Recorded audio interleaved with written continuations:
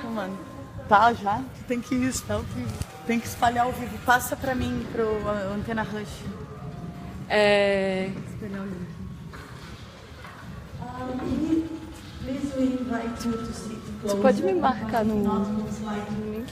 We are not on the conversation, but of course if you really want to be so fun, it's okay. But we would prefer you stay closer. And the sofa is movable as well, so if you want to put the sofa here, okay.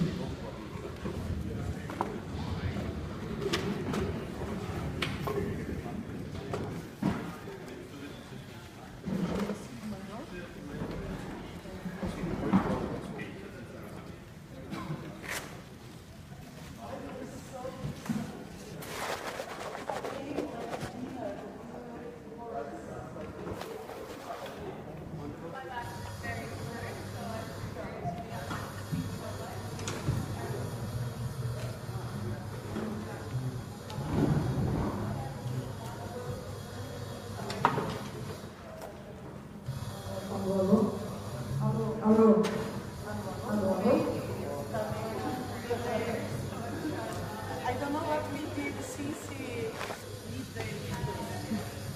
Alô.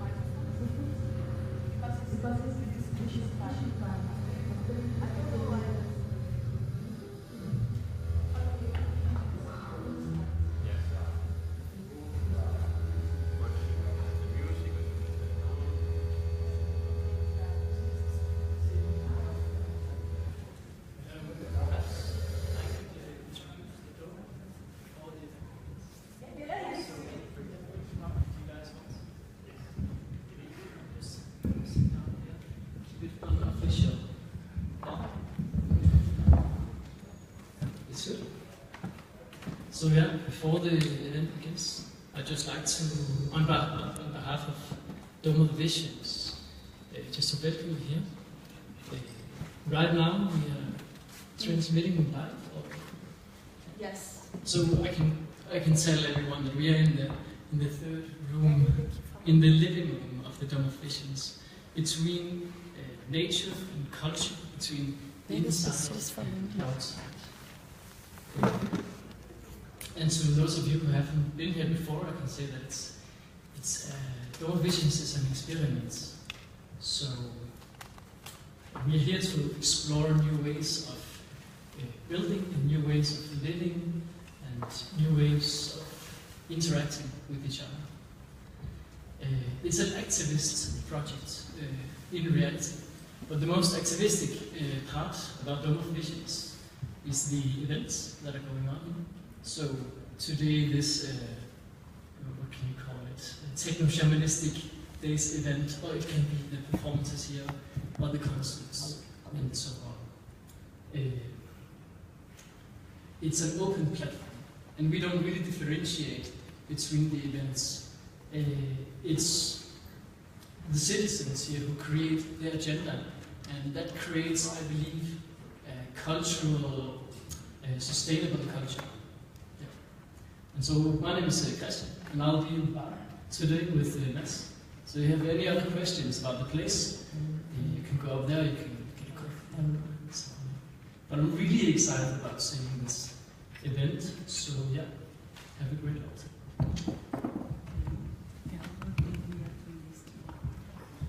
Thank you. Yes, I would like to welcome everybody to the event here today.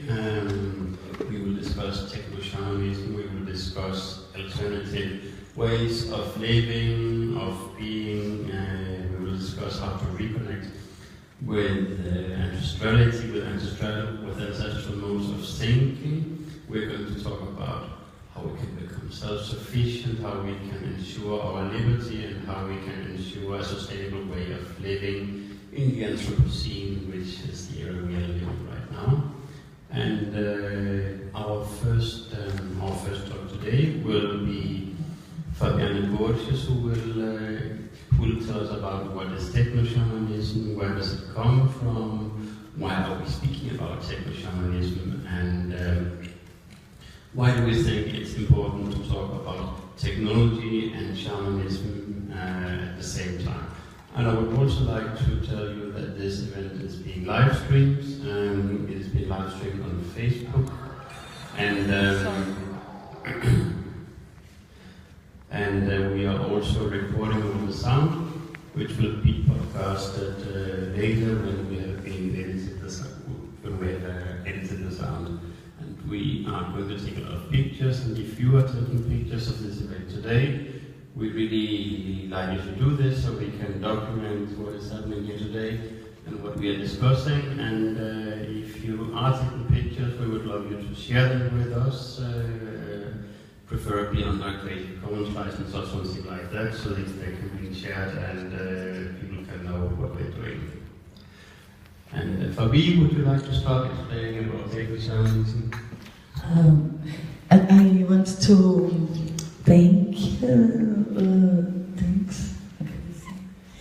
thanks the Dome Vision for receiving us and the way so kind and with love. We are really impressed with this space. We were in ecstasy yesterday when we went here because it's very techno-shaman, the place. So I would like this conversation could be a conversation. So I would like you talk and make questions or interfere in what I'm saying, okay? It's very... Can you put it a bit down, please? So techno-shamanism, Karsten. But where I start? I think many people, when they come here, they come to this techno-shamanism event because they are actually interested in the question and in some of the things and some of the questions that technology and shamanism arises. But many people also ask themselves, well, what is this? What does it mean? What kind of movement is it? What kind of people are working with this? And I think you, as one of the people who are articulating this movement, might take some time to explain us what is going on here. What are we doing? Who are we? What are we doing? What's going on? Okay. I think we are a kind of missionary, post-colonial, that became very syncretic after all these years of colonization and the mix of culture we invented in Brazil. So now we are mixed with cyborgs and robots and all this techno life. And then I think this techno-shamanism is just an expression of all these movements that is going on in the world. So I don't think it's really a singular or particular movement, but it's just a name or just a movement, but exist lots of movements similar of it. So we are connecting in a generational way to all this dirty shamanism. So we work a lot with dirty shamanism. But why dirt? We don't call dirt in Portuguese, we call like shamanismo sujo, but we could say in English like the shamanism of the rubbish land, like the land of the rubbish. And why the rubbish? Because it's associated with Anthropocene. So Anthropocene or Capitalocene or Culturocene, all these words that try to signify our time, like all this process of the end of the recourse, the end of the forests. So we are not this kind of missionary. I'm joking about the word because it looks like missionaries. No? We go from cities and countries talking about technoshamanism. So we are a kind of missionaries. But Raissa has a best name. She says a troupe of circles. Circles? Circles group? Yes. So could be like we are a kind of clowns, cyborgs that enunciate the possibility to think in a deep way of technology and shamanism. And shamanism here is very dirty as well. It's like we don't work with the idea about a pure shamanism, and neither of a shamanism specific that comes from some place. But we use in general, the shamanism in general, as idea of ontologies, wasted ontologies. No? Ontologies that was wasted in the process, the civilizatorium process. So I don't know if my English is getting you. Do you think it's a bit confused? I think, would you maybe explain the meaning of the word ontology? Okay.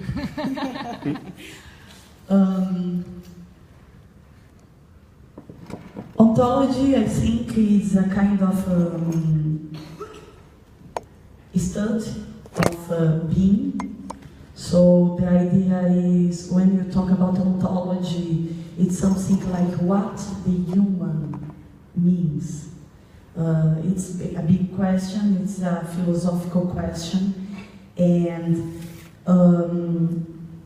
many people has different perspectives about what human means. So when we talk about lost ontologies, it's because many perspectives of what human means was lost during the process of civilization. So when we talk about take back these wasted ontologies, it means to change the idea about time. So because that we like to work with shamanism, because the most important thing is this idea about time. It changed a lot.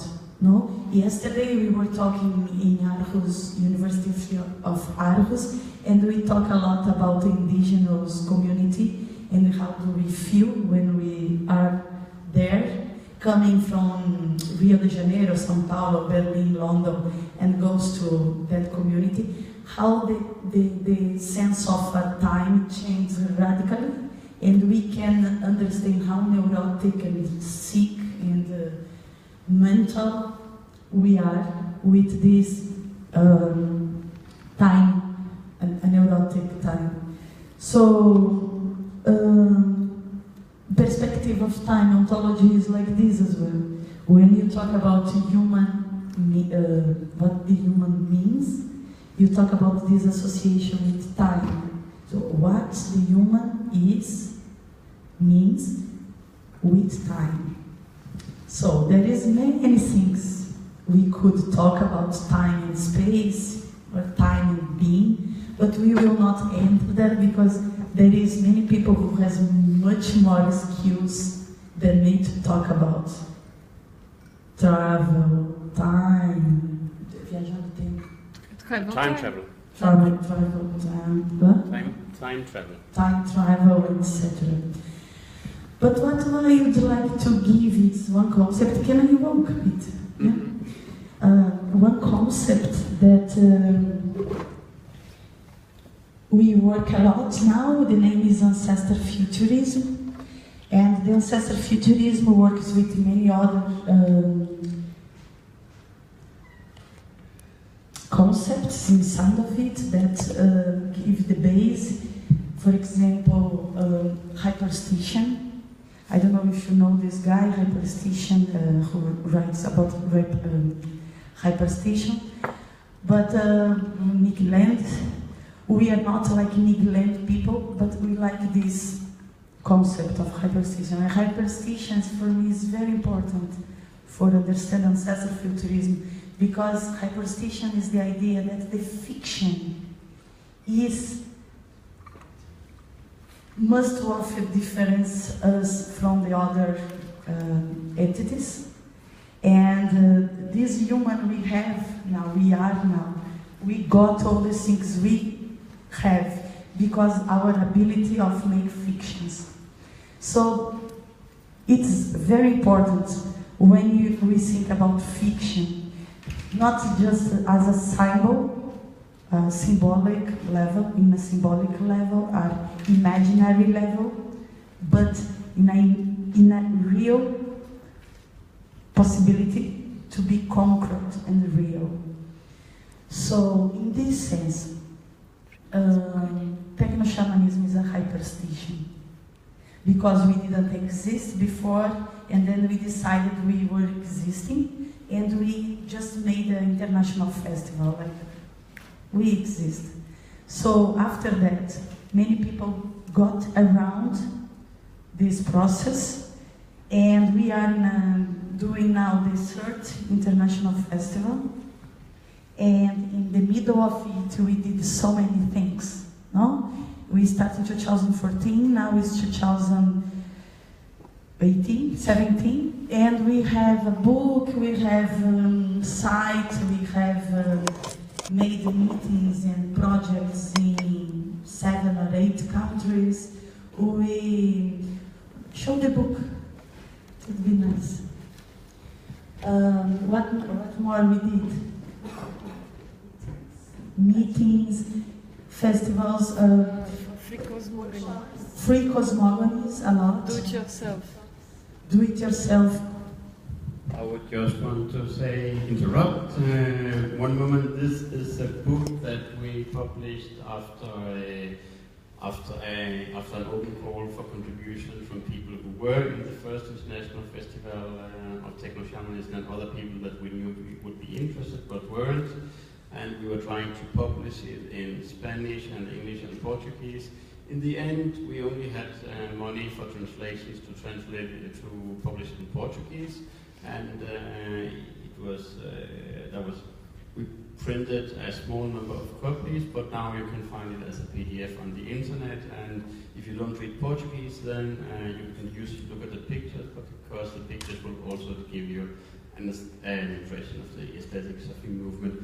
And I will put the book over there, and the book is over there with a computer. You can, and this is like a small. No, I will send it around. People can look at it. You can talk. Yeah. Excellent, but I apologize for the interruption. Fabi, would you please continue? Would you please continue? It's not interruption. I said I would like a conversation, because if not, I just go away alone. So please interrupt me, everybody. Where I was? Hyperstation. No, festival. Yes, I was talking how the hyperstation gives force of fiction, because you construct a world. So we started to work with other kind of concepts as well, like free cosmogony, and using our skills for making rituals and create our own narratives for them to make cultural appropriation of a culture of anybody, but bring all this dirty syncretism from inside of our minds and try to make a kind of connection between unconscious. So, I'm a very psychologist. How you can see, all my conversation is a bit subjectivist, and I always bring this technoshamanism for clinic stuff. So I use works like networks of unconscious, or singularity, or immersive process and deep experience. But this is the way I constitute my own space inside of this movement. But there is many other people who has other approach. Like in the festivals, for example, we work with agroforest, seeds, bank of seeds, Baobabia, the intranet, the internet connected point to point, not a global point. Whereas seeds, agroforest, art. This video shows, for example, many of our artists who work inside of this movement or project or process. So this is what I could say about technoshamanism. I would like to open for, because we have like 40 minutes, this first conversation, my conversation is 5 minutes. I already took 20, I think. So we could have just a conversation about this, because the other subjects will change. We go to China after that with learning machine and artificial intelligence and NLP. So if you want to ask about technoshamanism, maybe the time is now. But maybe you should also just tell a little bit about the work that people are currently doing all around, because I understand that some people are trying to create connections with the indigenous people in the state of São Paulo. We are having some collaborations with the Pantas Show in southern Bahia, and we have also been talking. You have been talking especially to the Guarani Kaiowá of Mato Grosso do Sul, and each of the situation of each of those indigenous people is something that we could speak hours about. So let's not do that. But I think you should tell something about the work that the technoshamanism network is doing right now in Brazil. Okay. Yes, I think Raissa will talk about necropolitics. And I think it's better to talk in Portuguese and Carson translates. Yes, I think. Yes, for be more richer, no? She will bring some things about necropolitics and why the death is so important for the polite exist. So, but I can just talk about some little things like Guarani Kaiowá. For us is one of the most problematic case of indigenous people in Brazil, because they are literally killing themselves because they cannot express themselves. So it's this fight about ontologies, no, about perspectives. When the perspective of rationalism, evolution, technology for development, more money, constructions, more monoculture, when this kind of existence meet the other kind of existence that doesn't give a shit for evolution and for growing up and be rich, but they just want to be in a pluriculture full of seeds and plants and forests with a very nice and clean river, and living other time, this perspective cannot deal with that. They are so they are Guarani Kaiowá. They are a kind of survivors. 500 years of colonization. They are survivors. But it's interesting because you were saying yesterday, it's interesting how the indigenous movement in South America, and maybe not just in South America, started to grow up again, because all the circumstances shows the impossibility of they grow up again as a movement, because they are already lost, no? If you lose your land, you lose your sing, because you sing for the environment, for the summer, for the winter, for the seeds, the time of harvest, for the harvest. If you lose the land, this culture lose the sense of meaning, the meaning of life. So all this process make so many indigenous groups lose their language as well. Because if you have no land, and no sing, the third process is lose the language. So all this process is going on right now, but at the same time, we can see, I will give you an example how rituals can be powerful. We were in a ritual with Pataxós in south of Bahia, all the indigenous group, Pataxós and Kaiorani. They use rituals for remember the language. So it's like this. They make rituals, not always, but like one Friday in the full moon, or 2 Fridays for a month. And sometimes this ritual goes strong. So after 4 hours, everybody's a bit tired, but very in trance. So we started the incorporations, possessions, and the old women, started to remember the language. So the ritual, it's about network of unconscious, because it started to become like, this unconscious is not just about the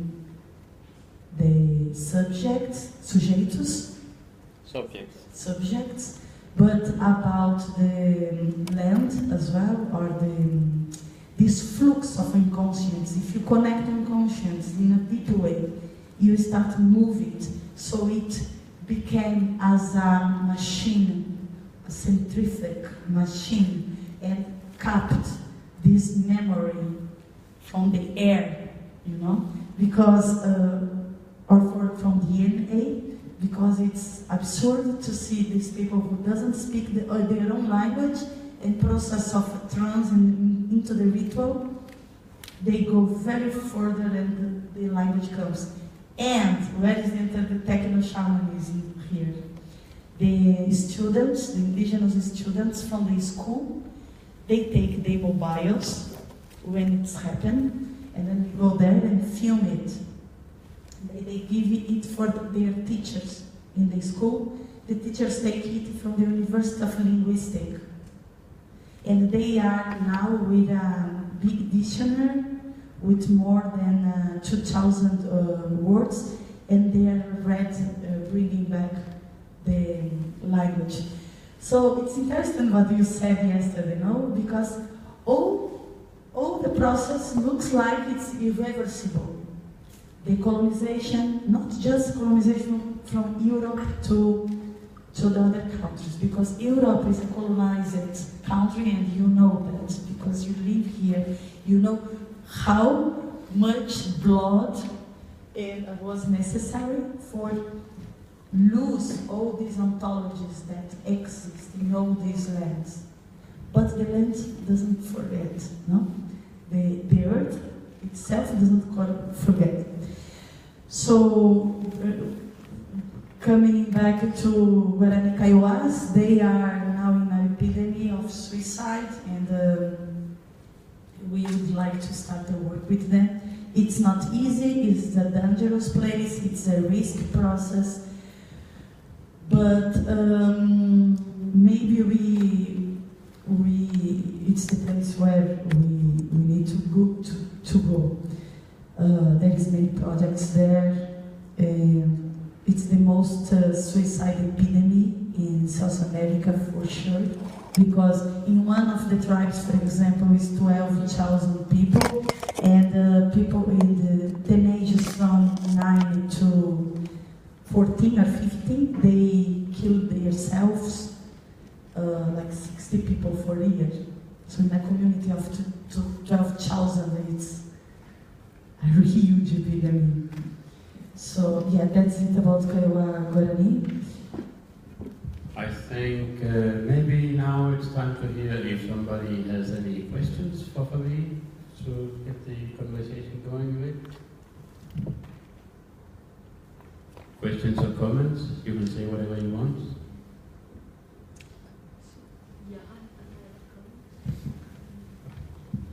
I think you need to go closer. Hi, my name is Tim Stugaard. I'm very grateful that this event is taking place. It's a very deep interest of mine that I thought it was months ago.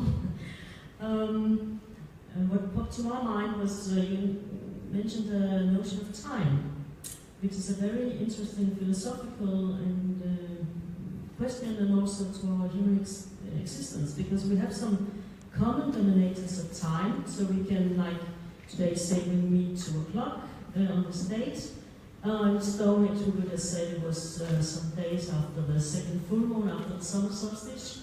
Even then, you could have some measurement or common denominators of time, so you could make an agreement about meeting someplace. But then you have the subjective experience of time, which we still use, like in a while, soon, or long after. And we can also share this kind of experience, even if it's not very precise. But then we have the time of the mind, which is what comes into shamanism, because you can learn how to actually be very conscious that in your mind you can, for instance, you can compare experience in time, or in altered states of consciousness, you can have this experience that the time become an opening to an open space. You can travel in time, or have the experience of traveling in time, like you get into the eye of the storm. And I think that's a very common shamanistic experience. But it also happens to people who are unprepared, that have mystical experience and things that are going mad. But it's a very natural experience, and I believe it's very connected to rebirthing, that you have, as a human, you have some natural ability to know and also to access deeper or altered states of consciousness. And that leads to why I find techno-shamanism an interesting concept, because of course that's a technology where you can make documentary, but of course I love dancing into trance, we'll take the music. And I believe that as human, as an organism, you are based on very natural rhythms with your heartbeat and your breathing and your movement. And you live in nature where you also experience rhythm, and you live in a cosmos that is also very based on, I mean, if we hadn't the experience of gravity and the world wheeling about and the other planets, it should be a very different cosmos, but it creates some kind of rhythmical order that we can tune into. And what I find very healing about shamanism is that you, from ancient times, have access to this, but also you can learn, like a technology, how to recover your natural breathing or relate your organism and tune into nature. And when you talk about Indian tribes where people commit suicide because they lost their meaning, they lost their ontology, they don't feel they can live in the space they are forced to live in. I think of some modern shamans, they deal with this question about how to, first of all, heal yourself from the influx, the habits you are in conflict to, but but also, yeah, you can regain some balance, and you can reintegrate, and you can heal, and also you can have a nice altered state of consciousness where you can like be ecstatic or weightless, or. And then the shaman is the expert, or how to say that, the trained person who can access the rhythms and go for visions, the more collective consciousness, and actually may have visions about what is wrong and what can we do about it. And if we can even record that, that's a new step. Because before we had to rely on some people having this experience, and it's often been either like hijacked from other ideologies or been suppressed, like you've mentioned in your papers, like witch hunting. And I've seen on close range Sufi people who use sound and rhythm and dance. They get like hijacked from more fundamentalistic religious people who want to force their ideology on people who actually want to feel at one with the cosmos. So my comment is really that we should look for more of the people who try to maintain or regain the knowledge of the natural rhythms and how we can use that to recreate our culture and our common world, because that's basic to all humans. I've done a lot of dancing, and I like psychedelic trance and other techno music, and I feel that a lot of young people get, I say,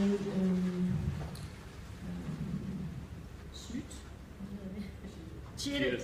Because everyone believes you have to take drugs to get, and actually, if you breathe and dance for just half an hour, you can get weightless or whatever. It's we should not base our future on, well, some people go to the jungles and have ayahuasca. Okay, it's a possibility, but it would be better if everybody knew it's natural. It's not very mystic or very strange. It's actually natural to be able to be an expanded state of consciousness. So, I hope it makes sense. It certainly does, and I would like to thank you very much for that comment, and I would like to hear if anybody else has something to say. Yes. Okay, no face now. But It's finished. no, I think that right now we have introduced shamanism with FRB, and we have heard some more about possibilities and the question of how to enter altered states and how to work with this, how to work with concepts of time. And with this, I would like to hear if Fabi has some final words to say about this before we will hear Winnie soon tell us about how to use machine learning to detect the Chinese censorship. But what do you say, Fabi? No, I would say it's very interesting what's her name? Tina. What she brings, and we could take this side, just talk about shamanism forever, because it's really amazing. I don't know if people has experience to reading or experiencing some shamanic process in their lives. But with what is interesting, it's we work a lot with Viveiros de Castro is an anthropologist who wrote a book called Cannibal Metaphysics Cannibal. Metaphysical cannibal. Cannibal metaphysics. Cannibal Metaphysics. And he says shamanism is about war. It's not about peace. So the idea about shamanism and just harmony or relation with nature in this bucolic project of being part of something very in peace, Yeah, this is not exactly what he means about shamanism, because he takes many examples of shamans, of Amerindian shamans, and he see how they work during the war. No? The politic of a shaman is trying to connect always the force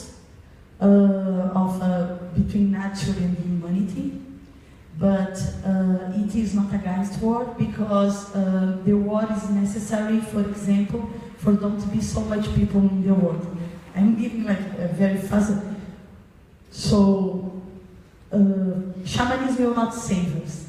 It's like his idea is like indigenous and shamanism will not save us, but we are losing their ontologies. So yes, I agree with you. We really need to bring it back, and because it's human potentiality.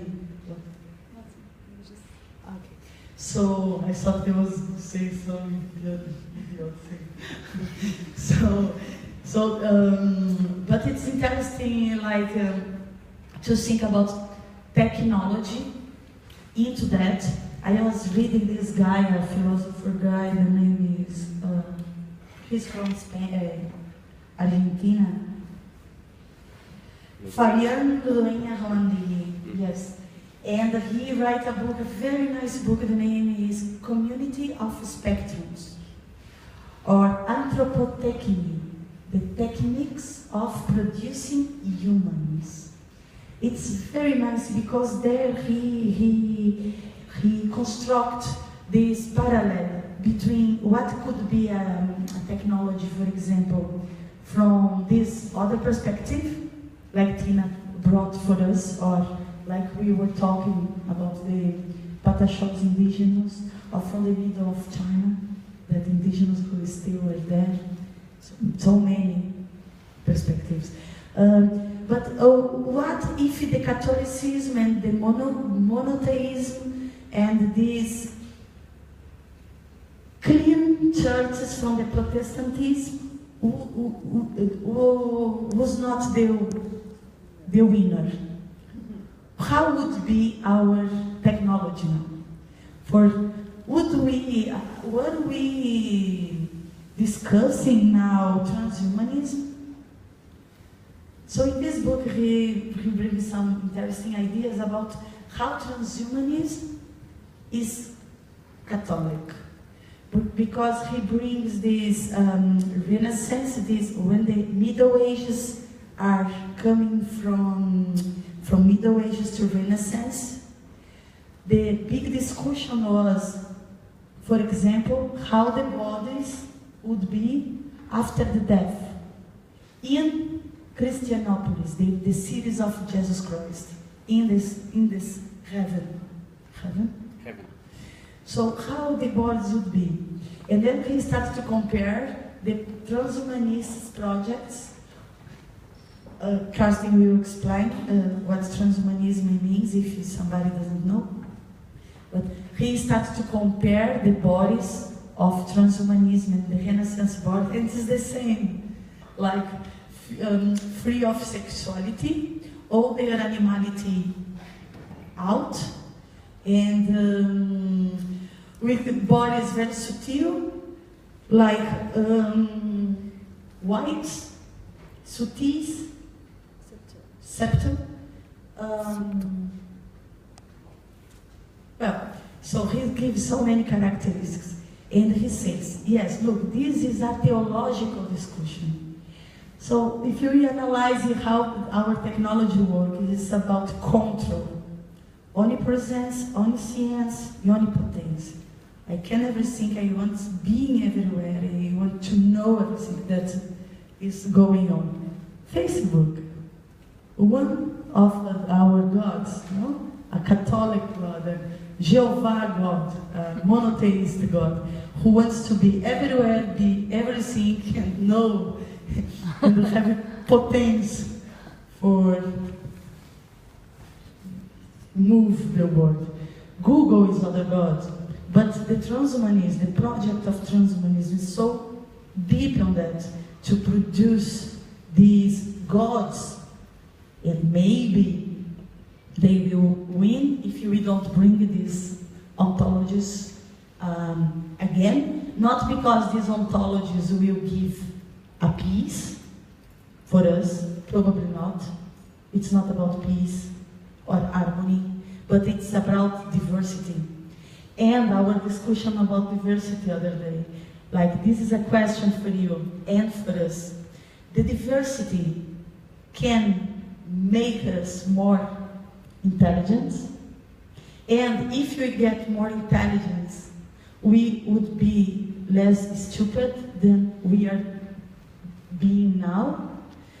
So this is about a mix of races, mix of ontologies, mix of all the process, but this diversity could save us from the Anthropocene, for example.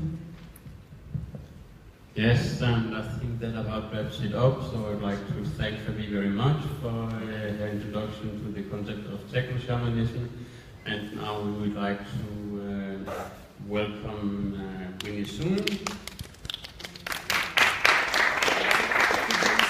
Now we go to deep China. Yes. Hong Kong. Winnie Soon is a professor at the University of Aarhus and works with the information in the...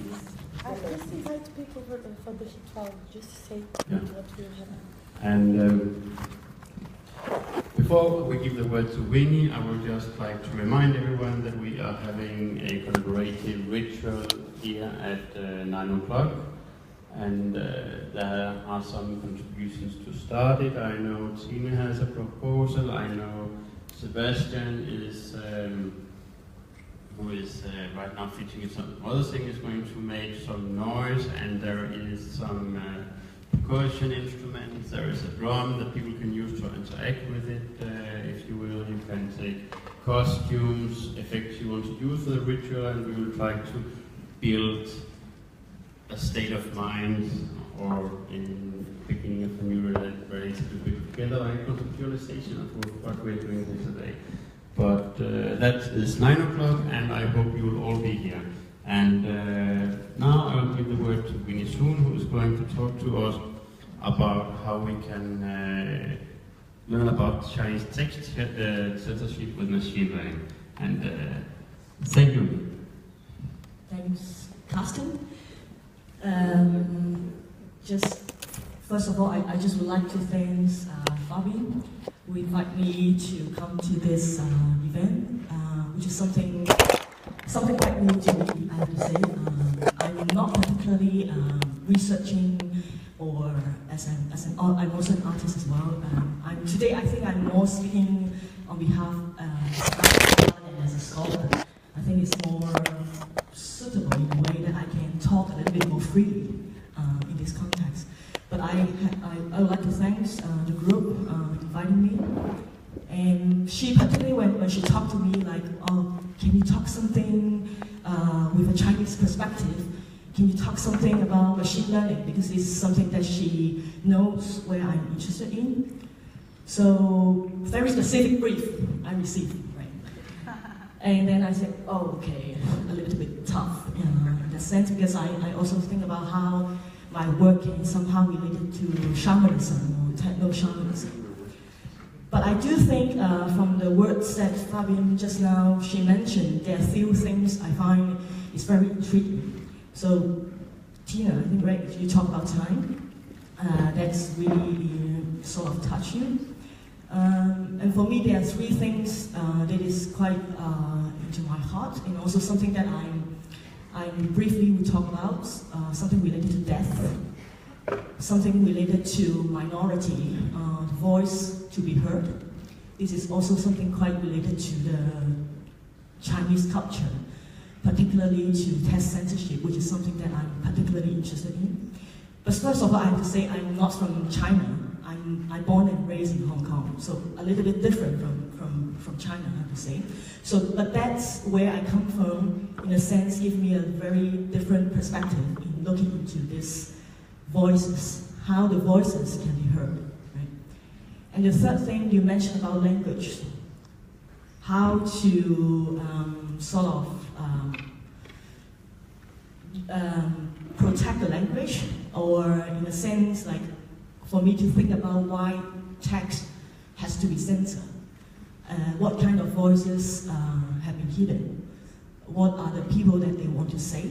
So these are some of the things from a humanistic point of view that I'm really interested into. So, but just briefly talk a little bit about myself. I'm an artist researcher, I talk about it, and I'm also a creative coder. So I do programming. And I also make stuff, in a sense, in an installation, my work exhibiting in gallery, museums, different settings. And I have a particular interest in digital culture, like social media, streaming technology, and textual culture. So that's why today I frame my talk to think about text censorship in relation to machine learning. And just to open up the dialogues in relation to death, I just want to share sort of like a news that I have read a couple days ago, which is something called digital shamanism in Japan. So what is that actually? So in Japan, particularly the Japanese funeral. So maybe some of you might know it already. So physical robots, they are trained to imitate deceased people's speech, behaviors, and other physical characteristics. So the idea about this Japanese funeral is to let the robot to spend 49 days after a person's death with the members of his or her family. So this is, I think, this is sort of one of the incidents to see how computation, or how like machine learning, you can say more specifically, change the field of shamanism, in particular mourning practice. How you like give comfort to the family members of those who died. And why it is 49 days is because in Buddhism, there's a concept of like a human soul who stay on earth for 49 days. So that's why the robot is sort of like a service, trained like to imitate like the dialogue. So when the person died, then the family members can sort of together to spend time with the robot to talk to him or her as a robot, so, or it, so whatever you want to have gender, give it to the robot, in order to relieve this kind of sorrow, you can say. So this is one thing I can relate it to what you have said in relation to the death mourning practice and how technology come into the context. But I didn't understand. Yeah. Could you tell exactly how works these robots? Because I didn't take the image. Okay. So imagine there's a physical robot, just like human size, like this top. Okay, exactly. Okay, this one. So like a robot, but it has a program inside. So the robot actually trained with data. So for example, like his social media data, where he has communicated with his parents or friends, the way how he talks, with some kind of humors or particular kind of jargon, So he learned to imitate this deaf person. And also some kinds of physical behavior. For example, he likes to drink coffee at night, for example. Or he has different kind of gesture. So the robot can imitate this kind of behavior, but also in terms of the voice, the speech, the conversation. So he can talk to you. So imagine, like, yeah. Can I ask a question? Yeah. We are making transmission. Because I'm quite puzzled, because when someone dies and the relatives try to deal with the sorrow, I mean, who is the actual person? It's like a person is not just one thing in one moment. There's a feminist philosopher called Mary Daly who has this idea as being, as not as a noun, but as a verb. So she actually spelled it B-E, and E-N-G. So you should remember that it's dynamic. And when we have memories of someone, is it the soul, or how they were when they were active, or in the weeks where they were perhaps suffering and dying?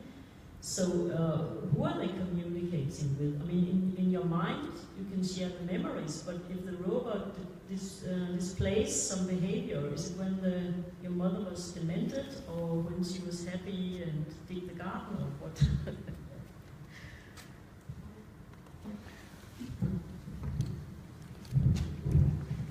This is also a very interesting question that you actually point exactly to. I think Fabian talked about, like, what does it mean by human, right, isn't it? And this is also a very, it is an ethical issue in a way as well. To what extent this robot is a human? Is it a human, or is it a robot? To what extent it is like a human? So it's a very interesting question in a way to think about this. But why I bring this case up is to sort of opening our imagination of what does it mean by death ritual practice, or what does it mean by mourning practice, or what does it mean by human? And now with cyborg, or it has been quite a long time when Donna Haraway talked about it in the early days, right? So, but this is just an opening in a way. But exactly the things that was interest you, like, it's not just only about the technology, how it's trained data, how it can imitate. There's always these kinds of errors occur during the training process, and it's something not quite fitting in. There's some kinds of problem occur in machine learning or artificial intelligence, if you can say it this way. So my interest on machine learning is not focusing on how it can able to predict the future, not from a technological point of view, but I'm more interested in what might be the issues that can be raised, and we can think about what is a human in a way. Right? So, just an opening, just to open up the topic today about the censorship, as well as in relation to machine learning. So, just to give you a little bit context about text censorship, this kind of thing. I'm really interested in Chinese text. One of the reasons is because Chinese text is one of the oldest written language, at least 6,000 years of history. So it is very unique in a sense. It's quite different from English or other different language, because the character is not just only symbol, but also is representing, like, it's a pictorial language, as some of you might know. Like, for example, like a mountain. In Chinese we call it san. But actually how it writes is just like a mountain. So when you look at the word, you're kind of able to visualize what does it mean with the word. So I find it's really fascinating from that perspective. So in a sense, language is a very represent rich cultures.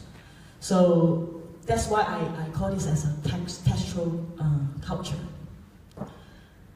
And so it's interesting itself as a language, as a Chinese language. But at the same time, as I think a lot of you also know that, in China, they have one of the most sophisticated censorship systems in the world. So the government, the state, actually censor social media, particularly, by using different technologies, such as you can't access to Facebook in China, for example. And of course, they recently also employed machine learning into these censorship processes. So, but interestingly, because I'm from Hong Kong, so quite a lot of Hong Kong people, and especially university, they try to recover the censored text using technology to recover what has been censored. Right? So I sort of have this sort of data, right? And I'm interested in thinking about the richness of this cultural text. So as an artist or as an activist, as you might frame it, so I'm thinking about, like, of course you can think about political perspective in thinking about Chinese surveillance or censorship culture. But at the same time, I'm also thinking about how we can let the voice to be heard in a way. So that's why I think as an artist, I want to think about how might I use this censor text to create a novel or to create a poem based on this text. So you can say my interest in text censorship and machine learning, the aim is I want to create a poem or novel generator with machine learning. So this is sort of a little bit background. And in terms of machine learning, just to give you like an idea how it relates to everyone's everyday lives. So in a field like the digital culture, we actually see this machine learning thing in a lot of aspects of life. Just to give you an example, Facebook algorithms. Like when you upload a picture to Facebook, it can automatically detect like the person's face. So it's learned every time when someone uploads an image and then detect the face, so the face recognition. So one of the way that we use almost every day. And then for example, Amazon or related platforms with recommendations. So in business term, we call this as recommendation engine. So when you buy this book and Amazon will recommend different similar books that he thinks or it thinks you will like and you will buy as well. As well as like chatbots, a lot of companies have this bot service. So when you go to like an airline to buy a ticket, and then they will have pop up like a chatbot asking you, oh, what I can help you. But actually, for this chatbot, it's not a human; it's actually a robot. And such as financial trading or search engine ranking, etc. So basically, it's permeating every aspect of life for machine learning. So this is interesting in a sense because it's not something super technical. It's far away from us. It's actually everyday life from my point of view. So on the other hand, it's back to your question. It's like how can we understand the cultural implications of machine learning? What are the assumptions of ethics or implications of machine learning or limitations such as bias, ethical consideration? And from an artistic point of view, I would like to see how machine learning is able to produce or give meanings to cultural text. So this is what I'm particularly interested in machine learning. Is there any questions that you want to raise in this point before I continue? Yes, does anybody have some question or thing they want to? Because in that case, no, I would just like you to continue explaining this. Yeah, okay, thanks. So just now I used this robot as an example to talk about machine learning.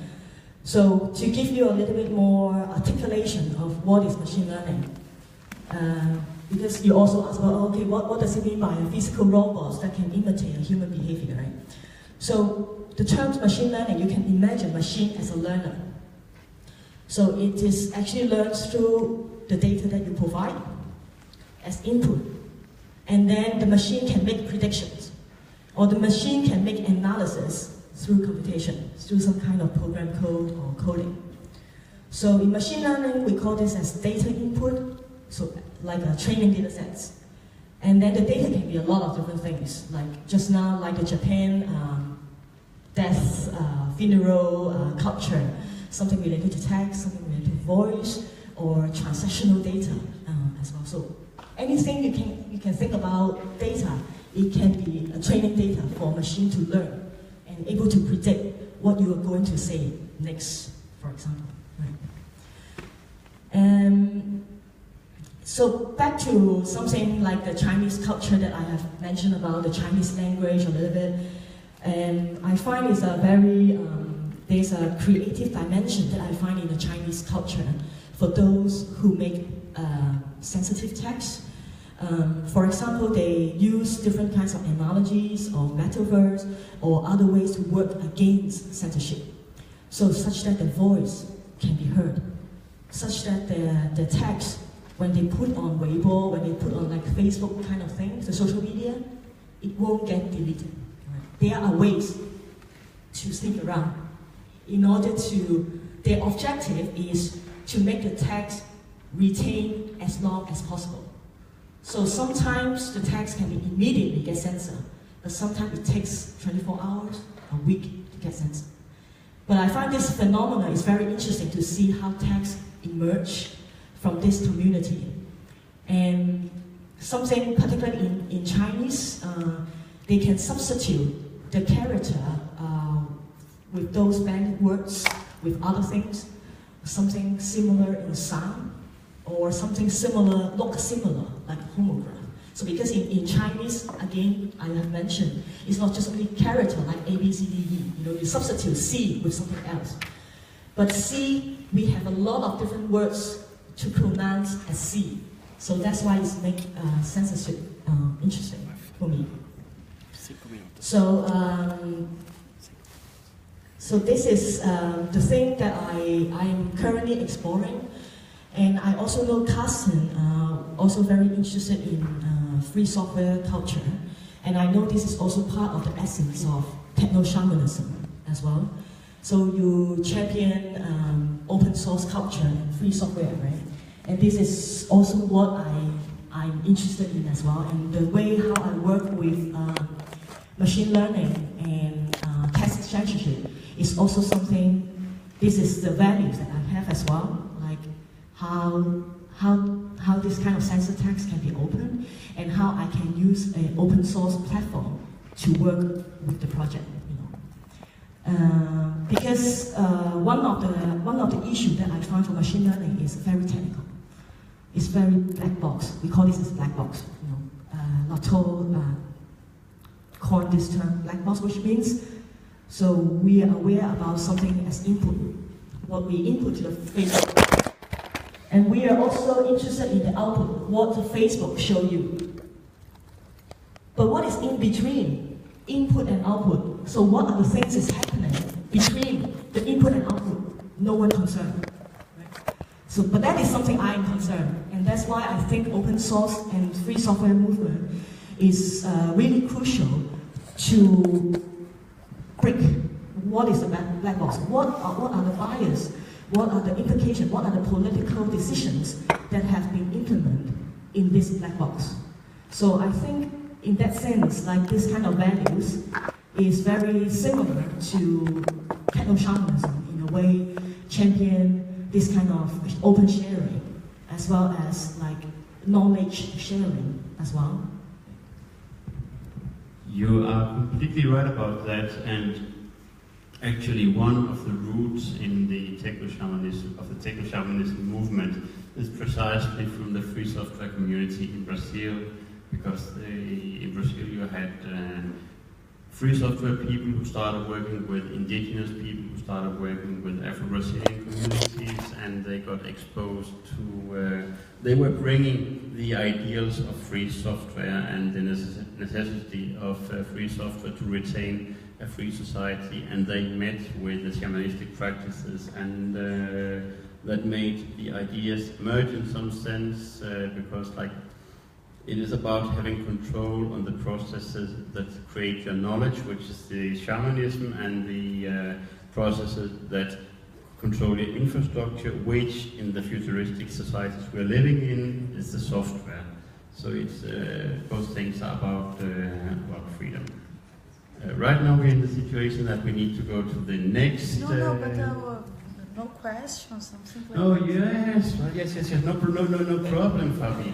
I think that we are in the process of wrapping Winnie's contribution up, and that means that before I would like, we need to say some final words over here. If anybody has any questions or comments to what we have been hearing. Come on. I have. Can you hold this, please? I I made this question to a guy who was like talking about machine learning and the robots. So my question is, what are we going to do when the robots are doing all the stuff humans do now? So I have like something in mind, because when they are doing all the dirty jobs and all the awful stuff that we used to do, like bureaucratic jobs and maybe infrastructure stuff or harvesting and stuff, what we are going to do? We are going to play, we're going to dance, we're going to have sex all day. So that's like, what do you think about it? Because they are doing already art and music, and that's a lot of stuff. We will have space.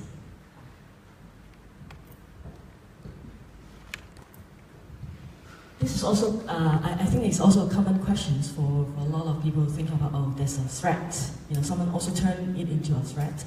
Oh, my job might be getting replaced by machine, right? I also aware in the European cultures, some of the countries are now testing out to provide a better welfare system to the citizens in a way that everyone can, because of machine learning, you know, because there's so many things can be automated and efficiently done by the machine. So which means it can also, okay, their argument. So which means the productivity in a sense is increased. So which also free up a lot of human resources to do other kinds of things that machine might not be able to do. So if we think about like still in the 50s, Alan Turing, one of the father of machine learning, he raised a question: Can machine think? I think this is also an interesting question for us to think about. Is machine just like a slave? Is it like something that executes human commands only? Does it have agency? And what if machine can think, and how sophisticated it can think? I think this is a very philosophical question as well.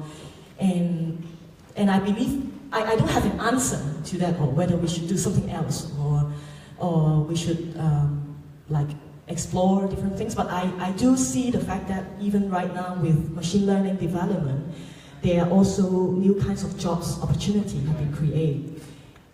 So this is also another so you can see the downside of machine learning, but at the same time it's opened up possibility. And just one last wrap up of the machine learning thing, because I remember Fabian wanted me to talk about the future of machine learning. And I said I'm not particularly interested in the technological advancement, like the technical complexity of machine learning. But I want to say a bit in relation to open source culture, because I think with the open source community, such as like GitHub, right? I think you know a lot about that, and also a lot of free online education courses or resources. I believe there will be more and more applications developed in this area, and to automate data processing or predict users' behavior. That will be the trend. The demand will continue to grow. But at the same time, I think with more and more source code or libraries available, and this facilitates the whole community of developers, of artists, of creative coders, or practitioners of technoshamanism, you know. So to examine new possibilities of machine learning, not only in the computer science department or computer science area, but if you think about machine learning, it's something like internet. So when you have the internet, it's not just only contribute to the computer science, but also contribute to different sectors, or maybe techno-shamanism we can think about. So we can start to open up the black box, and then to examine it, and then to develop something new in a way. And so I think there's a continuous development that has to be done to examine the cultural implications, the politics of machine learning. And maybe for us to think about how shamanism is being changed with new technologies. What kind of practices can be emerged with machine learning? So that's my final remarks. Yes, and I would like to say thank you very much Oh, to no. Louise for her contribution. Just one. It's because he is very Denmark. He is from Denmark and we are from Brazil, so our ways, we have more time. We always have more time. So a little bit more. Just a question for you, including this software movement. When I was part of it, I am part of it. But on the beginning, or when I got it, like 2003, it was so strong in my country, and we had all this movement going on, and Stallman was already doing some church in that time, because he was with that funny music. I don't remember the character he created, but at that time he was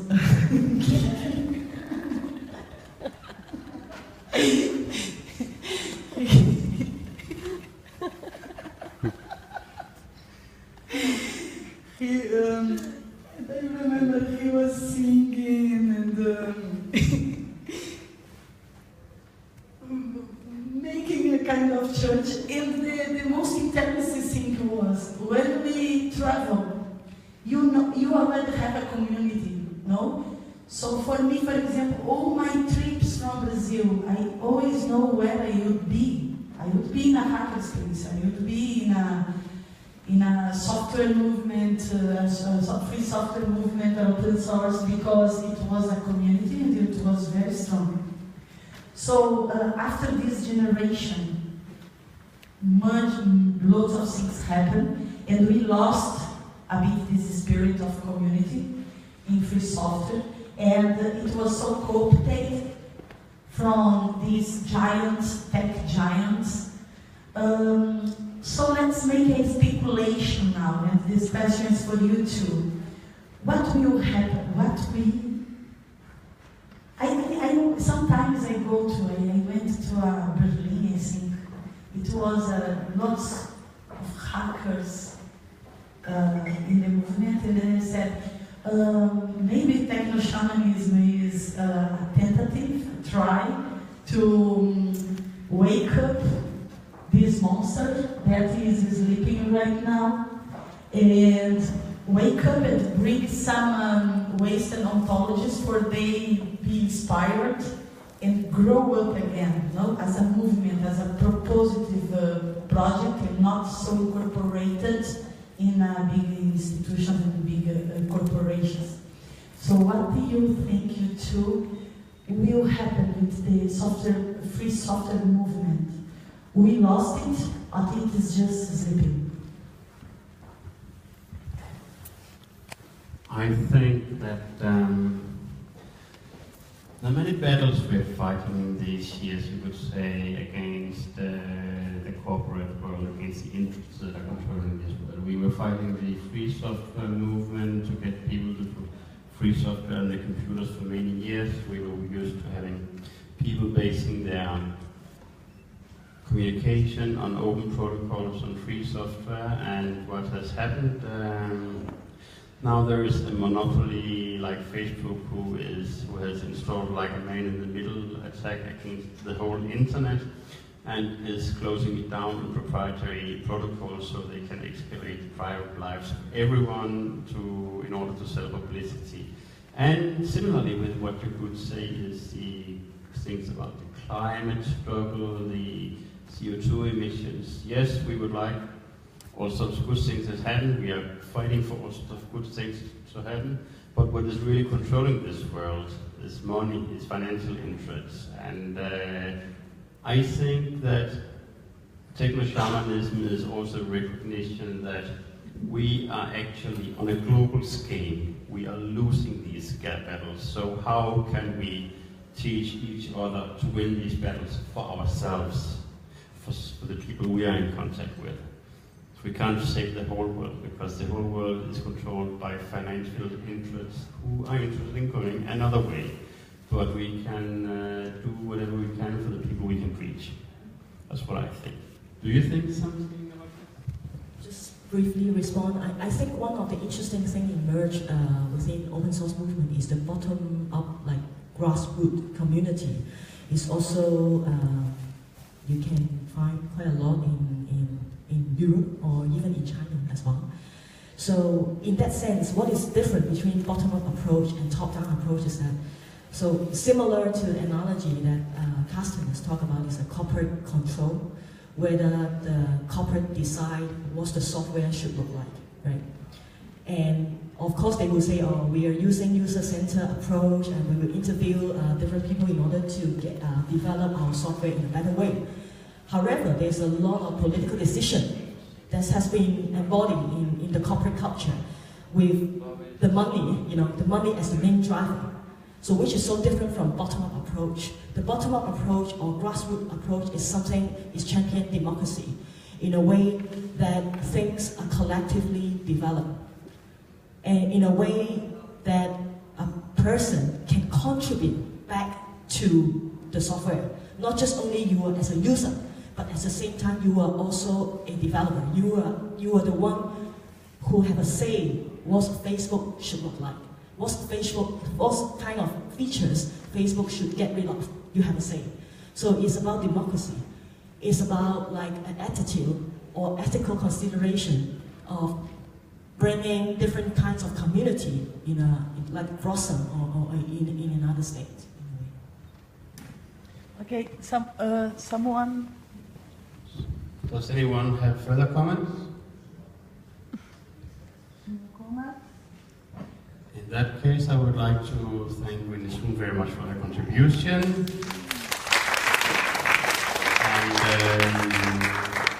And just one comment. Yes. It's because she's from Hong Kong, so of course I'm so curious about how is the perspective from there. You already gave us something. But I really would like to a brief commentary from you. What do you think the technology of Asia is? If they are bringing some perspective from there, or they just are into to this way of occidental of constructing technology. It's a constant struggle as a Hong Kongese, because some of you might be aware, after the handover in 1997 from Britain to China, so they have also reinforced a lot of different Chinese, like the language, because we actually speak Cantonese, not exactly Mandarin, and we use traditional Chinese character. And while in China, they use simplified Chinese character. So we see a lot of forces have been implemented, at least have a tendency to treat Hong Kong as any one of the Chinese cities, which take away the originality of what is Hong Kong, So there's a constant struggle about like the community and how we can fight back and to retain our freedom of speech, as well as to retain our culture, our language, spoken, and as well as the written as well. So there are a lot of different artworks, because I'm an artist as well, so that's why a lot of the art community are trying different ways to raise these kinds of awareness and develop new tools to bring this issue to the international. And yes, are there any further comments? Yes?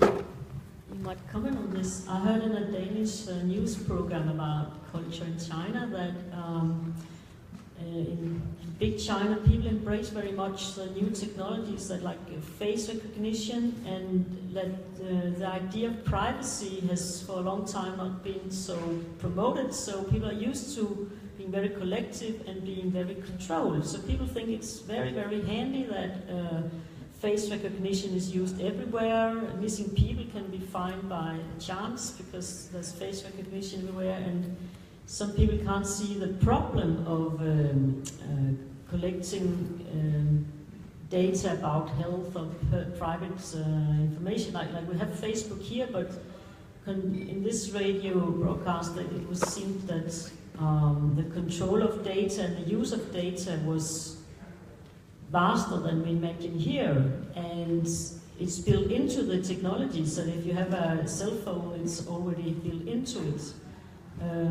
Well, I just listened to the broadcast, but could you comment on this? Is it really, it sounded a little, I would say, creepy. I can't really say on behalf of the entire, Chinese culture, but I also observe similar issues that you have raised, and that's why I think the importance of being an artist or a researcher. For me, I'm not particularly focusing on what kind of new facial recognition technology it can develop, but more concerned is how can we educate people to be more aware about these ethical issues. What does it mean by data collections? What does it mean by censorship? What kind of data can be collected and what they are predicting? I think that is far more important than the development of a robot that can do a lot of different stuff. So that's why I think this kind of humanistic, thinking, what does it mean by a human, is more, for me, from this background, from this Chinese cultural context. I think it's important to raise these issues. And of course, I know not all of the Chinese are like this, because I also know there are a lot of grassroots movement in China as well. But unfortunately, a lot of them are being banned by the government, that they are not allowed to collect their own data. So this is an issue. So there's also a lot of activists championing this kind of free data sharing. What kind of this kind of educational program is really, really crucial. I don't think it's only limited to China, but even I think in Denmark, in this context as well. If you can imagine our telephone number, it can be so easily to search on the internet, or CPR number. This is also an issue about privacy that every one of us has to be aware. This digital literacy, in this sense. Yes, and I think that just about wraps it up, if I may. And with that, we would like to thank you very much, Winnie. Yes.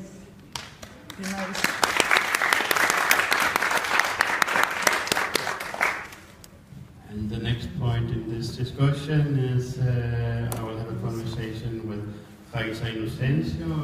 Raisa Inocencio works with philosophical questions, and we're going to discuss the questions of what was it, self-sufficiency, self-reliance, and I'll have to read it to remember reliably. And decolonization, which is a very important topic in this network. And I think, Raisa, do you want to start? English. Yes, and Raisa is living in France, and she speaks very well French and Portuguese, and she also speaks some English, and she would like to start speaking in English, but maybe she would like to switch to Portuguese, and in that case I will translate. Yes, but do you want to like to start, Raisa? Yes. First, thank you, the vision, and sorry about my English, French English. I will try to talk about the decolonization thing, because I studied philosophy in Toulouse University. But I want to try very quickly talk, and after, if we have questions, because it's not easy to talk the subject about colonization and more decolonization, but the concept, the central concept by the philosopher of Cameroon calls Achille Mbembe is the political of death, or necropolitical. Necro in Greek is death. And because the political of death is the genocide, is the fascism way of life, and I think for understand the context about technoshamanism, it's a better talk about the colonization.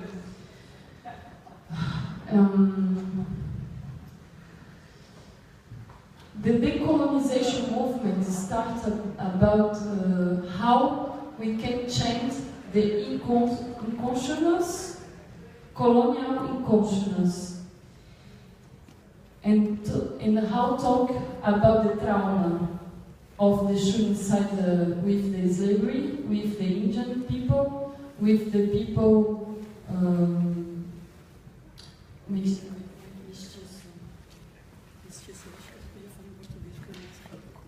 mestiço. How you can translate the people with the mixed races. Half-bloods. Sit around the her.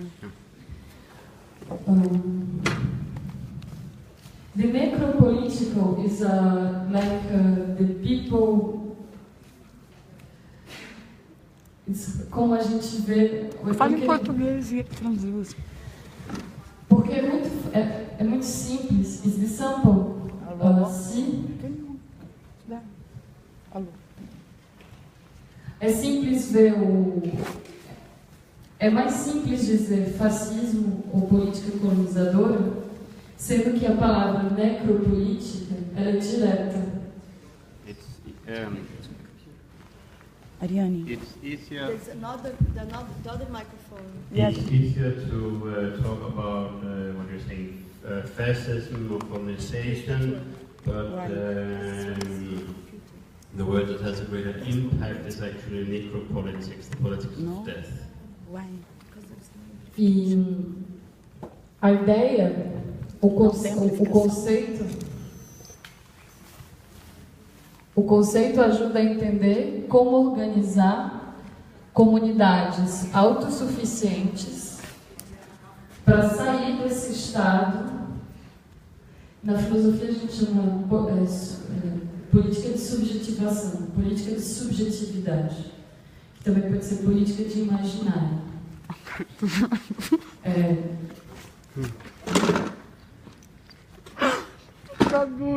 Para a gente poder fazer uma efetiva saída da política de subjetivação colonial e da política de subjetivação necro, a ideia de comuna, de comunidade auto-organizada nos auxilia. Porque Dá para ele traduzir. para sair da política de subjetivação colonial, a ideia de auto-organização, de comunidade. In order to get out of the subjectivization or the ideas that are imposed by the colonization, the concept of necropolitics can help in order to build communities and to build self-sufficient communities, because the politics, the concept helps to make clear what's happening. E o exemplo que eu vou dar hoje se chama quilombola, que são as comunidades onde os escravos fugidos se organizaram.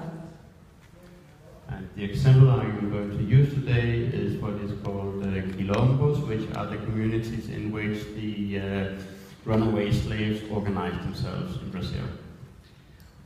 Porque quando a gente fala do technoshamanismo, a gente também fala da ancestralidade.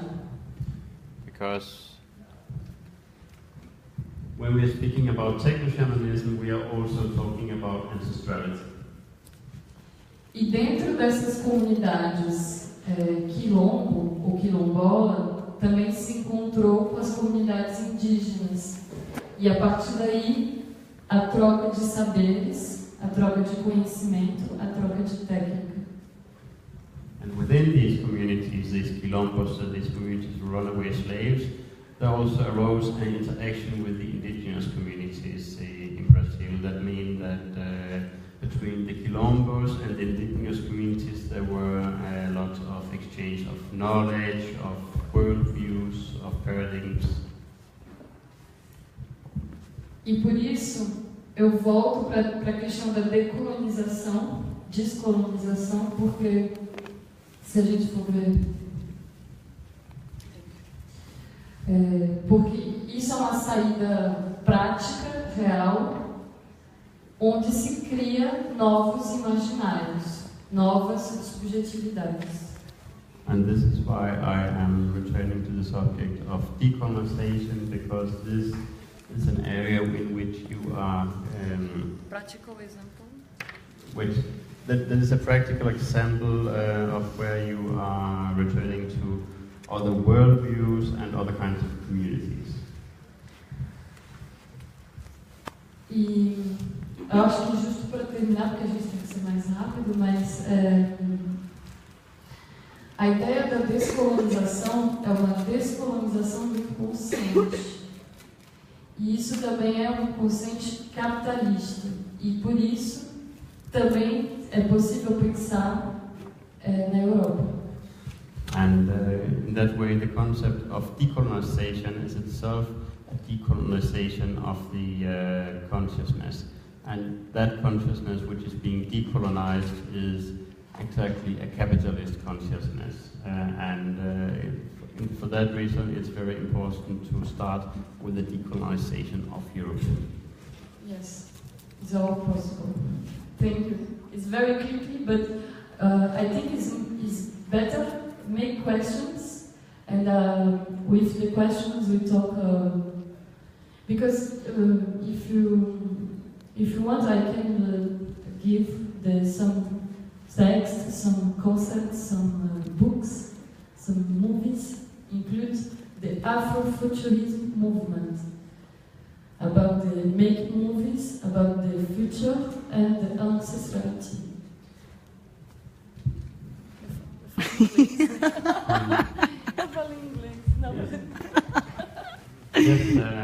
Yes, and I would like to invite questions and a discussion of this topic. And in a way, it's interesting to see that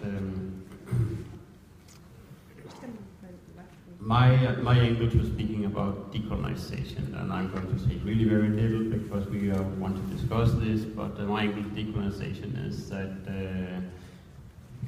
in Brazil, in the New World, it's very obvious that the original indigenous communities were colonized and slaves were brought there, and the European colonizers changed everything and defined everything.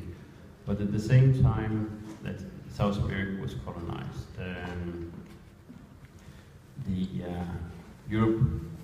Europe was actually going from Middle Ages to Renaissance to the Illumination, and at that time the Italian historian Silvia Federici has wrote about the process of the witch hunts, which were actually a process of enclosures and extermination of the ancestral cultures in rural Europe. So you would say that at the same time, in the same centuries that America was colonized, Europe was colonized. Rural Europe was colonized by the elites, by the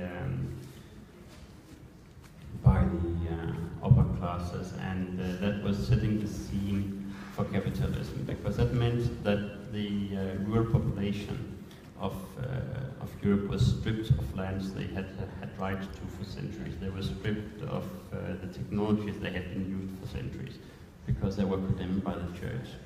And the problem with the decolonization of Europe is that Europe is a continent that is so colonized that it has forgotten that it is colonized. And realizing that it's a colonized continent, that we should regain the ancestral cultures, we should regain our own connection to the land. I mean, that's another thing. In Brazil, a lot of struggles of the indigenous people, of the black communities, of the quilombos about land. They are fighting for their right to their land, against huge rural landowners. So why aren't we here in Europe fighting for the land? The reason we aren't fighting for the land is that we lost that fight many centuries ago. So maybe that's also one place to start. But does anyone have anything to add to this? Sobre a Federici, ela fala que também teve a apropriação do trabalho doméstico, do trabalho feminino, que não é só a escravidão, mas também o trabalho feminino na casa, que é uma acumulação de capital. Então, descolonização é também descolonização do gênero. In that question, Silvia Federici, which you mentioned, also says that what happened during the industrialization, after the witch hunts, was also an appropriation of the feminine work, of the works made by the females, because females were forced into a role of serving certain domestic functions, of having children that they hadn't been forced to in the same way in the Middle Ages. So this colonization wasn't just an appropriation of lands, it was also an appropriation of people's time. People were being obliged to work by financial circumstances, and the female's work and liberty was being appropriated, so she could do domestic things, raise children, so her husband could work. And that means that the decolonization of Europe, the decolonization of society in general, is also the decolonization of gender. Yes, thank you.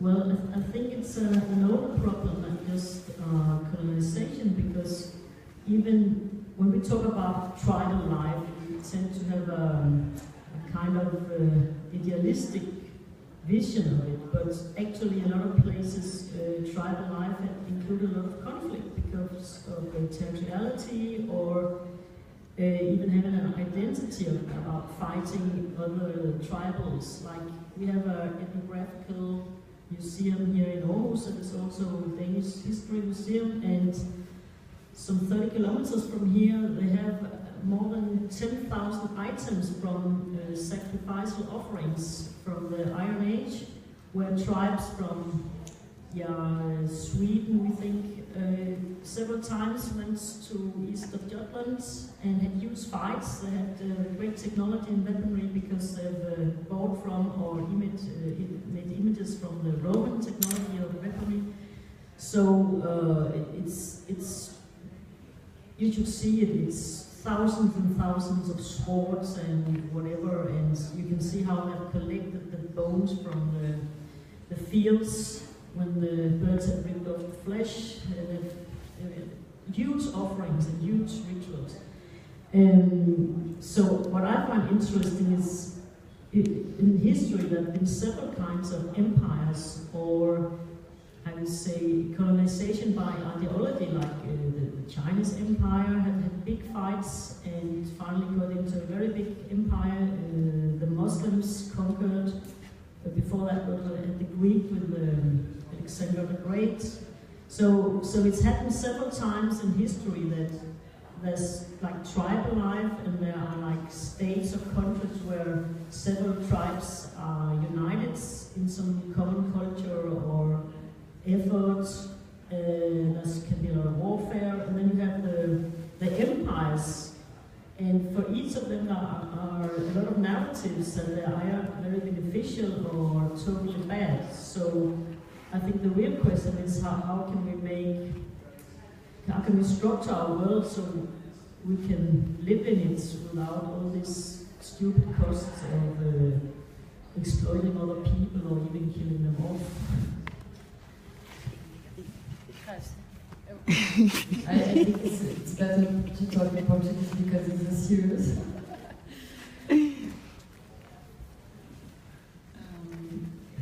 Eu vou tentar ser mais específica. A gente está falando de um genocídio. que mata 30 mil pessoas, 30 mil jovens negros por ano só no Brasil. A colonização que a gente está falando... I would like to be more specific.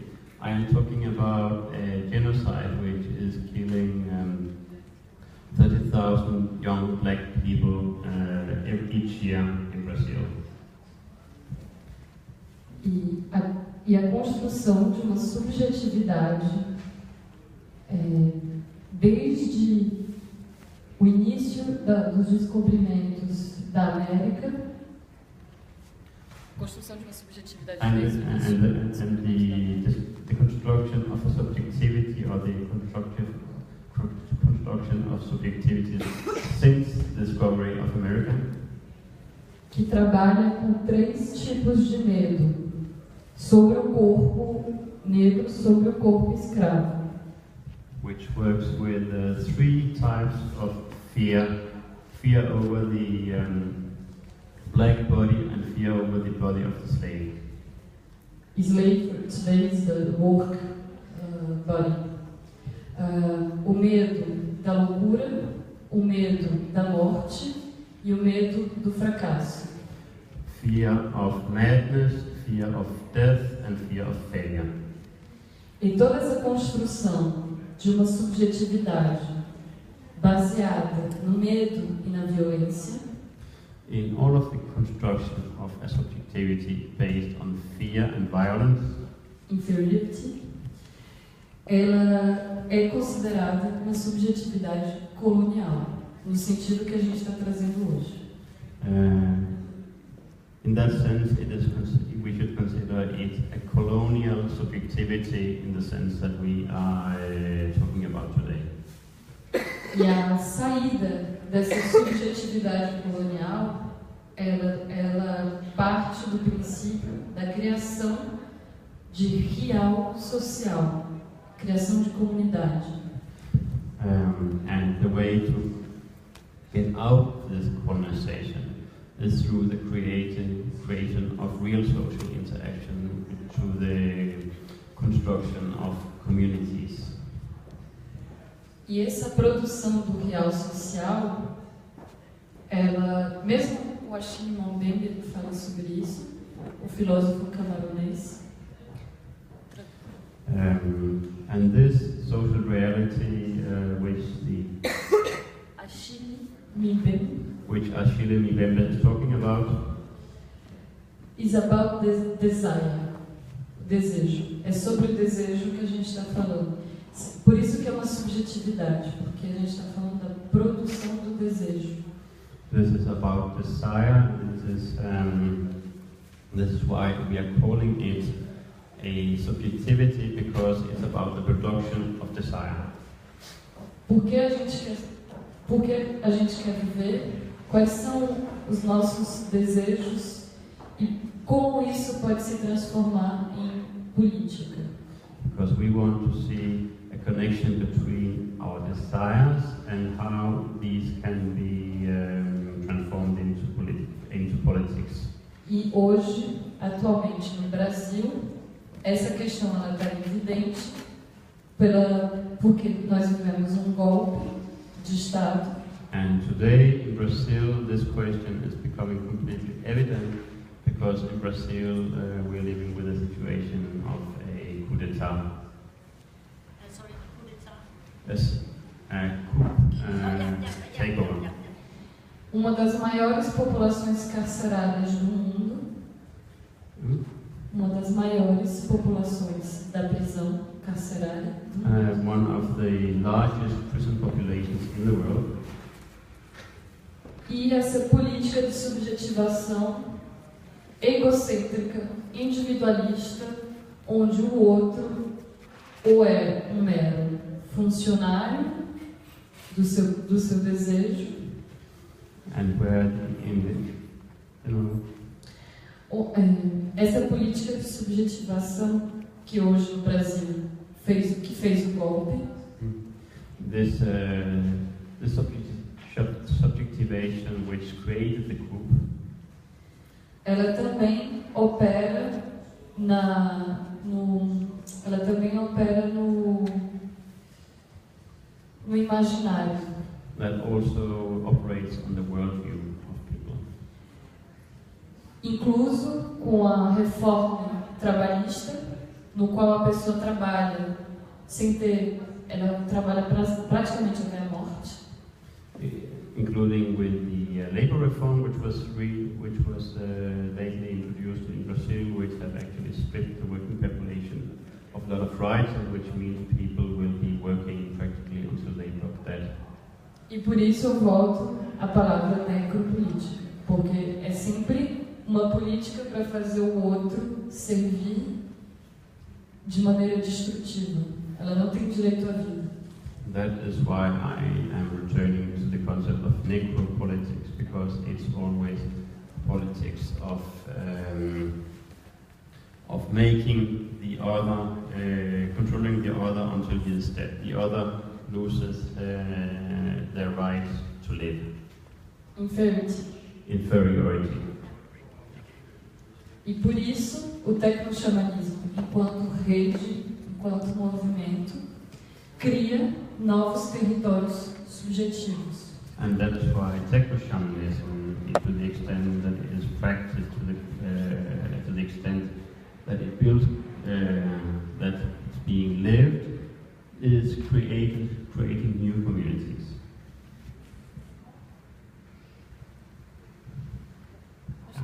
That was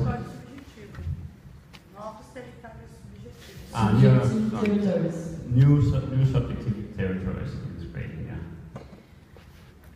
É muito importante entender que a imagem, que a política, a propaganda, ela considera no Brasil o operário, o negro, o pobre inferior, tal qual o fascismo operou no início do século XX.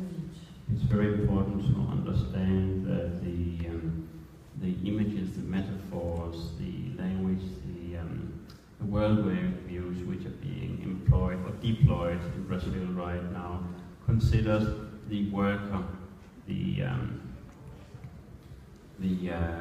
black people, the indigenous people as people who are inferior, who have less rights, the same way as fascism did in the early decades of the 20th century. E por isso eu tento ser bem prática, bem pragmática, porque a criação de território subjetivo parte da criação de comunidade.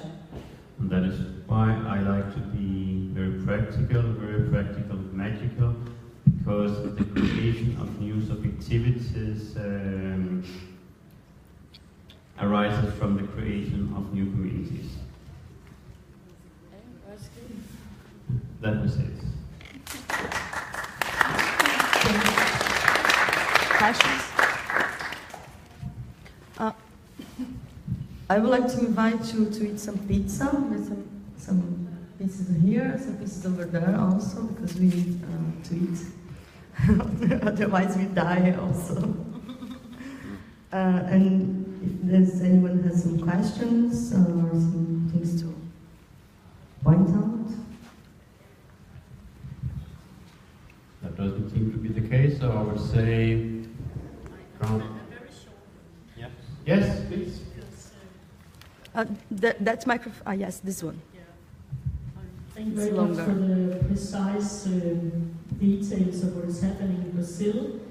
I'm not old, and I saw what's the news in the 60s when the Pope was visiting Brazil. They had a military junta, and in the news, I was just a kid. In the news, I saw the Pope putting this holy water, the Catholic Church holy water, it was sprayed on some big cannons.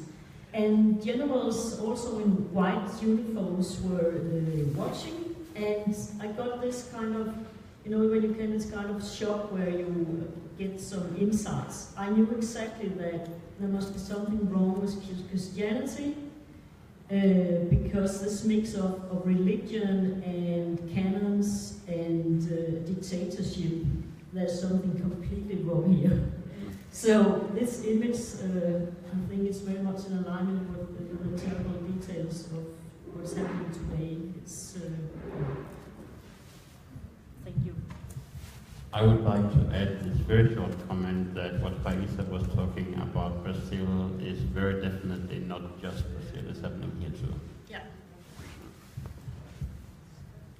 And that would wrap this talk up, and I definitely come here. You need to come here because... I can speak, I think I can... No, because we're recording it, you can't say Oh, it. okay.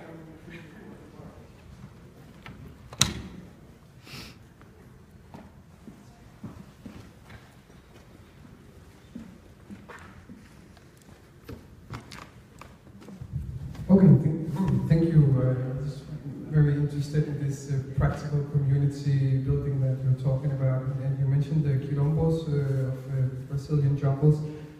Do you know of contemporary communities that are actually practicing this kind of freedom? Because we have a lot of alternative communities in Denmark, and people working with self-sufficiency, but they're also very much connected to normal society and to the colonial system. So I was just curious to know, maybe you can't reveal it on live or on air, but if there's anything that you can say about it that is possible for you to talk about here, I'd like to hear it. And I'd like to just hear it without the media watching later. Eu conheci uma comunidade quilombola no norte da Bahia através de senhor chamado Adalto. I got to know a Quilombo society in the north of Bahia through a person who is called Adalto. Mas o ponto que eu falei ele foi bem geral, porque tem muitos quilombolas no Brasil hoje. 200? Quantos quilombolas tem no Brasil? It was, what I was making was a very general point, because there are actually very many quilombos in Brazil today, and I can give you that figure. There are about 4,000 quilombo societies, Yes. and about 2,500 have recognition from the Brazilian government. E no governo Lula, as escolas quilombolas tiveram direito de ensinar matérias relativas à história e à tradição africana. During the Lula government, the schools in the Quilombos got the right to teach according to African history and culture. Outro exemplo que eu posso dar é o movimento Sem Terra, MST.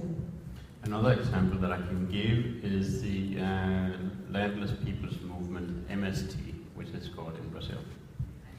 Que invadem fazendas abandonadas, mas que são produtivas. They go to places that have been abandoned, but rural places that have been abandoned, and but where you can produce things.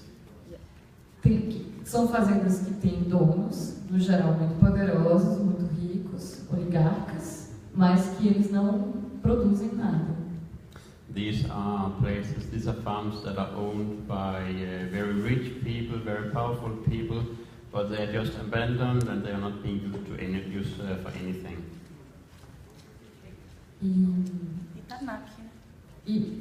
E meu último exemplo, que é a comuna que eu estou morando na França, que já construiu 2 casas para os refugiados.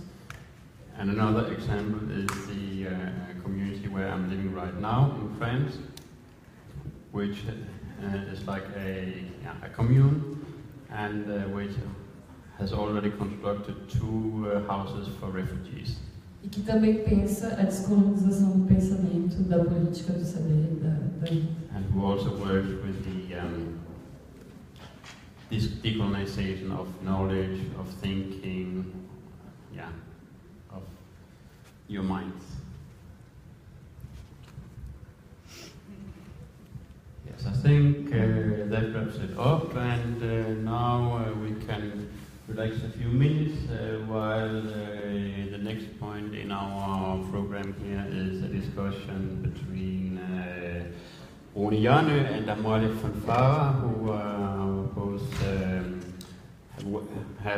working with shamanism, other realities, other conceptions from different angles. Rune has been working a lot with the Afro-Brazilian religions, with capoeira, with candomblé, and he's a historian of religion. And Amalia is right here, and Amalia is from Greenland, and she has been working a lot with shamanism from different traditions. And okay, can we smoke a cigarette and go to the toilet? No. Yes, and yeah. No, Rune is not here. You can do it, but I will think. I need someone to hold this for me. I will just find out a little bit pizza left, and I will just. I think we will stop speaking just for a minute or two while I go get Rune. Sorry. Because maybe we can talk not too many time and... Yes, we can make it brief, but I will just go get Rune. He's not here. Yeah, it's okay. But maybe you can start introducing yourself. Yes. Yes. 15 minutes. 15 minutes.